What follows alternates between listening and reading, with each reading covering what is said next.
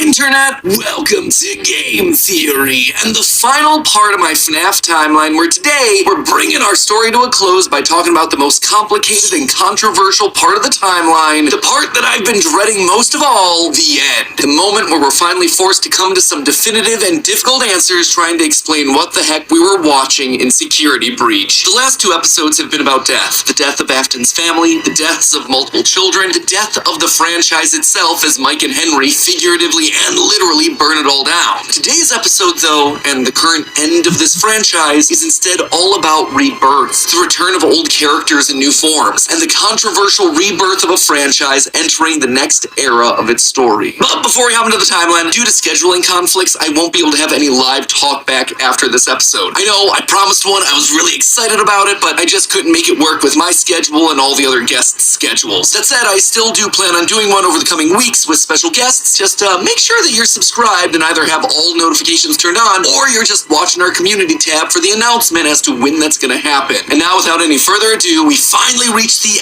end and a new beginning to our story. Fazbear Entertainment was dead. There is no need for you to return to work next week, as Fazbear Entertainment is no longer a corporate entity. All debts had been paid, all assets redistributed. The company was outright dissolved. Even the memories of the horrors that had happened there started to fade away in the public consciousness. The people were gone too. William was dead. Henry was gone. A whole generation of young Emilys and Aftons had lost their lives to the horrors of the pizzeria. All of them collateral damage to the man in the bunny suit. Everyone the company had ever touched was dead and gone.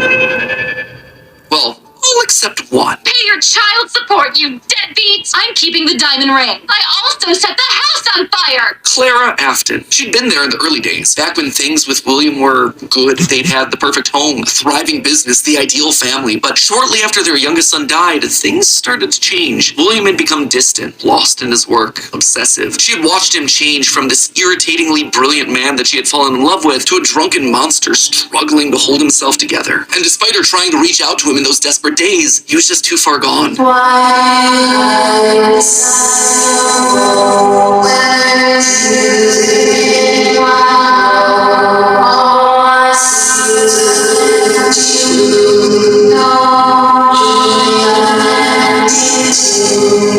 Admit it, you wanted to let me in. For her sake, she had to leave the relationship, and from there she largely faded into obscurity. A mystery from William's past, a footnote in his history, and that was fine for her. She wanted to leave that part of her life behind. She tried to move forward, never wanting to hear the name Freddy Fazbear again, a time defined by mistakes and broken promises. But then, the paperwork started to arrive. As Fazbear Entertainment began to close as a corporate entity, suddenly her mail was flooded with notifications, requests, obligations. She had been there since the beginning, helping William in the early days of his business, and now, as a shareholder and sole living member of the Afton family, all copyrights and trademarks of both Afton Robotics and Fazbear Entertainment passed on to her. Memories of this past life that she had long left behind. Looking at the blueprints, the contracts, the memos, she felt old wounds begin to reopen, the regrets of a happy family that had been torn away from her. William had always been brilliant. That's what had attracted her to him in the first place. But he'd also been too blinded by obsession. Pride. He was too jealous, too petty, too unable to actually see a bigger picture. But now, holding the paperwork that contained decades of heartbreak and trauma, she realized it was her turn. She was holding the power. This was her chance. And one thought resonated in her head. I will put them back together. I will put them all back together. She would be the one to rebuild this family, to rebuild the pieces of that shattered life, to reclaim the kids that Fazbear had stolen from her. But how? Looking at William's work now laid out before her, she knew that he had been onto something, collecting remnant, robotic humanoids, digital conscience transference. The pieces were all in place. They were just scattered, fragmented. It was almost like there were too many ideas going in too many different directions. It was such an important idea that she reiterated that point to herself. There were too many ideas going in too many different directions. That said, there had to be a way to save it all. She just needed to put it all back together. But how? To rebuild her family, she would first need to rebuild the franchise that had stolen them away from her. With ownership over the characters, their licenses, the technology patents, and the Fazbear name, she converted the corporation back to an LLC, a structure for smaller businesses that are usually family-owned. The irony was fitting. From there, she would need remnant, and lots of it. Remnant was the key. Clearly, in the later years of his life, William had been using Circus Babies Entertainment and Rentals as a remnant farm, sending robots to kids' birthday parties in the hopes of nabbing bits of the stuff here and there. But clearly, it wasn't enough. He had, like 4, maybe 5 animatronics going out every week? No. It was a decent idea, but to get the remnant they required, it needed scale. Dozens, hundreds of animatronics, all out there, all gathering remnant from unsuspecting customers. But to do that would require help, something William would never ask for. William had kept everything in-house. His obsession with control limited him. Clara, though, she wasn't nearly that precious. A plan like this required partners, people outside of Fazbear to do the heavy lifting. So she contacted a mid-sized delivery company, DLZ Shipping Solutions, to help build replicas of all the original animatronics. And with meal delivery apps being all the rage, why not an animatronic delivery service? Order one to celebrate your birthday, your Halloween party. How about a 4th of July picnic? We'll invite Liberty Chica and 4th of July Freddy on over. She would make sure that they made skins for every occasion. Chocolate Bonnies for Easter, Shamrock Freddies for St. Patrick's Day, Dia de los Muertos Chicas. And thus, the Fazbear Funtime service was born. That's right. With the Fazbear Funtime service, you'll never be alone again. You'll always have someone watching your back. Was it ridiculous? Absolutely. Was it a sellout?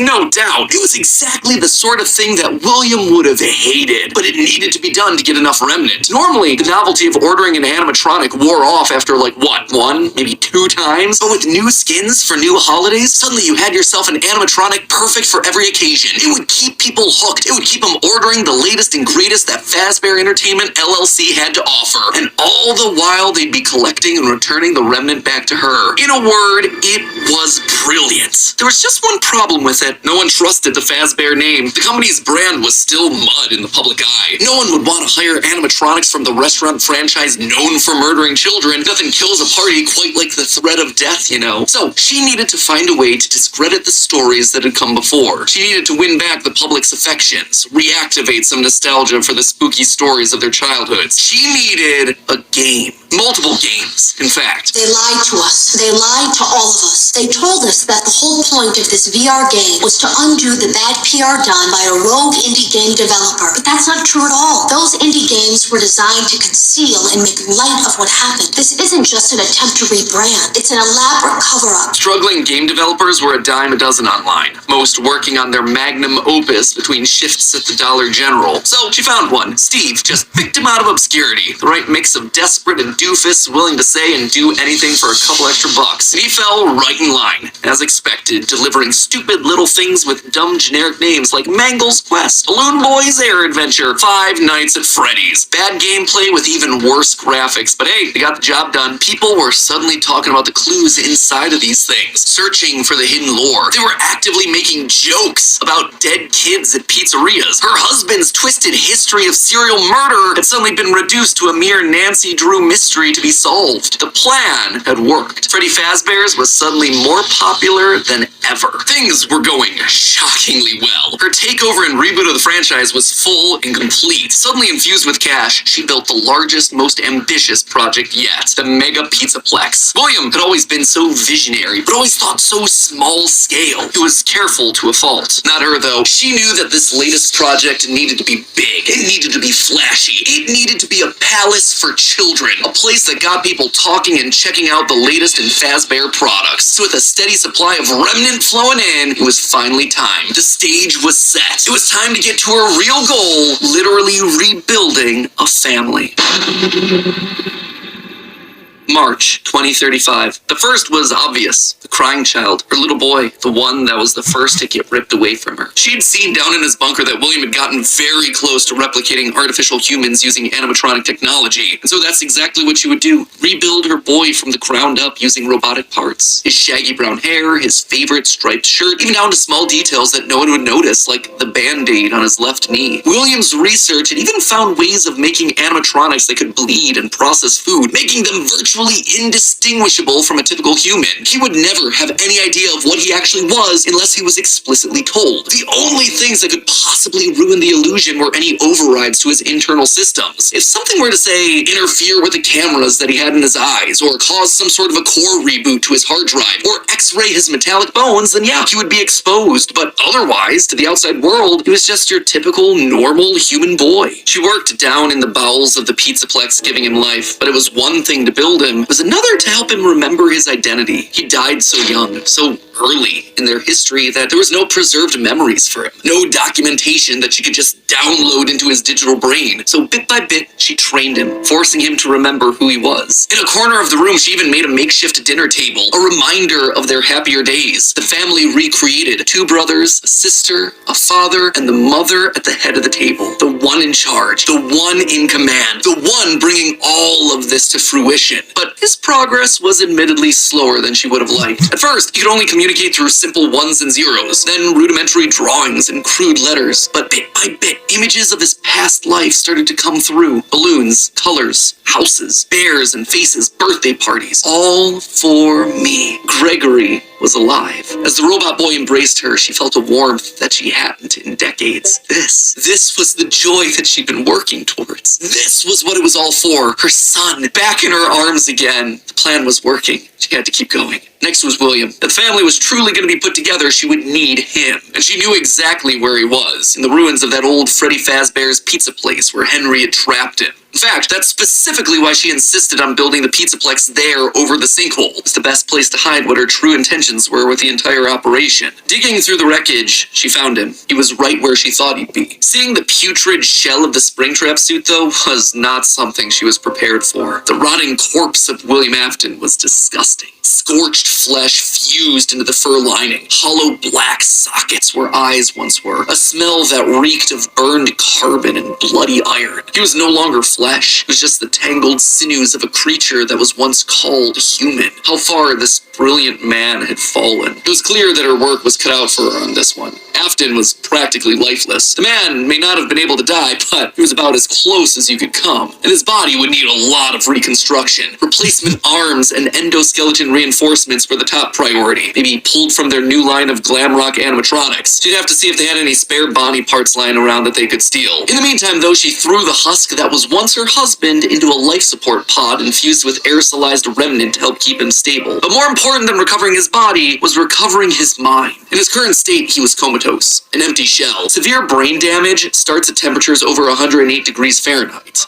42 degrees Celsius, and years of repeated fires had burned his brain to goo. Gone was the brilliant, frustrating mind that had drawn her to him in the first place, but she had a plan. Unlike her darling boy Gregory, Afton had found ways to record his consciousness. Fundamentally, the brain is only a series of electrical connections after all, so why couldn't you replicate that in the form of a standard circuit board? In essence, you could create a digital consciousness. And one thing she knew about William, he was nothing if not cautious. A planner. Someone who had backup plans to his backup plans. Sure enough, there it was, buried in piles of old animatronic CPUs, a record of Afton himself. But she needed someone to test it. Someone was definitely here during the night. It had to have been the client. I mean, they sent us that stuff in the first place with no explanation, told us to scan it, said it would expedite the process so we wouldn't need to program any pathfinding ourselves. Unlike the other games that she'd paid to have made in the past, this one had a different purpose. This wasn't about PR, it was about getting William back up and running, spreading his virus to the masses. You acknowledge that Fazbear Entertainment is not responsible for accidental digital consciousness transference, real-world manifestations of digital characters. She hired a new developer, Silver Parasol Games, to scan the boards and bring her husband into the system. And because of the immersive nature of VR, William's consciousness would be able to merge with the player, giving him a new body, a new agency. There was just one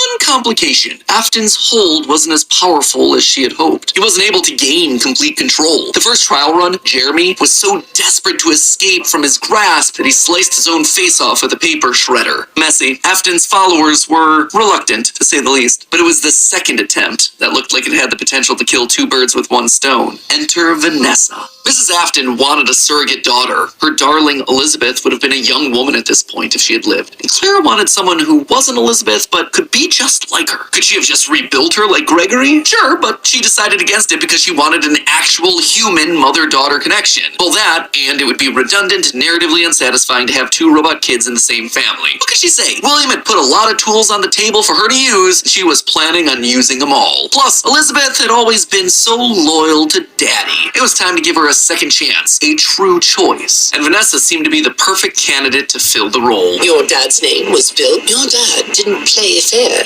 did he? He used to make your mum look bad in court. He manipulated you. I know your mum after she lost the custody case. I was supposed to be a good girl. She started as a QA tester at Silver Parasol Games, a VR game development company that was part of her plan to bring back William. But more importantly, Vanessa checked all the correct boxes. Right age, blonde, green eyes with a fondness for flowers and the outdoors. In many ways, it was her daughter all over again. Except it wasn't just looks and personality. What really mattered was Vanessa's mind. Underconfident, coming from a broken home, motherless, able to be manipulated. Yes, she would do nicely. She would be the one to save dear old Daddy, just as the real Elizabeth would have wanted. I will make you proud, Daddy. While testing the VR game, William's digital consciousness merged with Vanessa. Oh sure, she fought, fragmenting Afton's code into a series of tapes hidden across the game, trying to do web searches to regain control over her life, but it wasn't enough. She was weaker than Jeremy. She was a thrall that, despite occasional moments of lucidity, had to obey. And with Vanessa, it was a 2-for-1 deal. She was getting a daughter back, while also bringing her husband one step closer to reactivation. She just had to make sure that Vanessa was headed the right way.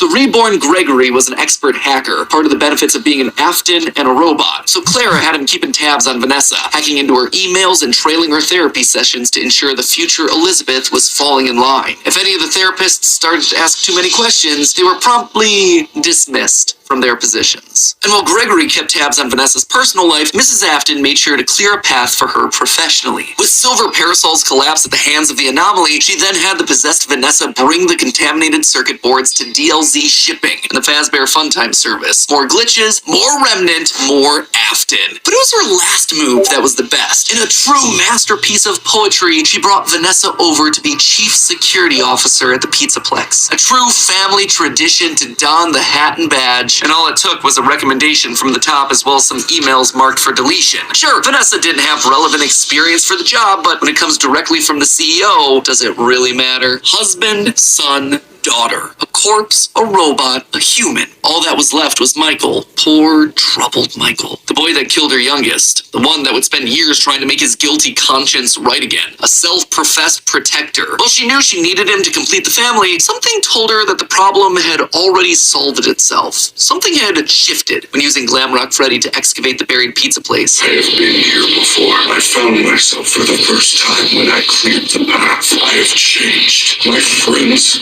are here, but I can protect you. Maybe it was the remnant that had coursed through Michael's veins. Maybe it was the spirit of Michael living on as a protector. But he was there, somewhere inside of Glamrock Freddy. She could feel it. And just like that, she'd won. She'd done it. Sure, there were still some kinks to work out, some final brainwashing of Vanessa, some rehabilitation of William, but they were there. Finally, all together again under one roof. The Aftons reunited. A happy ending. And that's how it could have ended. That's how it should have ended, had it not been for a few unanticipated developments. For one, something was just wrong with the Pizzaplex. Almost as if the entire building was haunted, possessed. Puppet plushies hiding on ceilings, behind crates, places that they had no earthly way of belonging. Staff bots with greasy tears down their eyes, acting like they were being puppeteered by some sort of a nightmare. Even their sounds had the echo of nightmares long past. It was as though a guardian spirit of the past refused to move on. As long as her husband was around, it too would linger. Only now, it wasn't just in one body, but was in the essence of the building itself. She had seen stories of houses built on burial grounds getting possessed by angry spirits, but she'd never assumed that it could be real. Then again, in a world of living spirit metal and mind-controlling glitches, who was she to be so judgmental? The whole thing was ridiculous. Why would this be the line that she refused to cross? After all, the Pizzaplex was built over the burial ground of angry angry spirits. But it was the power cords that finally convinced her that something was wrong. Suddenly, these cords were striped black and white, like the security puppet from generations ago. The very foundations of this place, the materials and wires that constituted it, were rebelling against her, against the Aftons, against the quest to bring them all together again. And it was being helped by something else, something slithering through the building. Maybe they were connected, she couldn't be sure, but a blob of living wires could be heard oozing through the walls, stealing pieces and parts of the old animatronics showcased in Rockstar Row. She could only assume that it was a byproduct of all the remnant they'd been collecting. From Afton's testing, she knew that both light and dark remnant existed, one of positive emotions and the other created from anguish, anger, agony. Perhaps this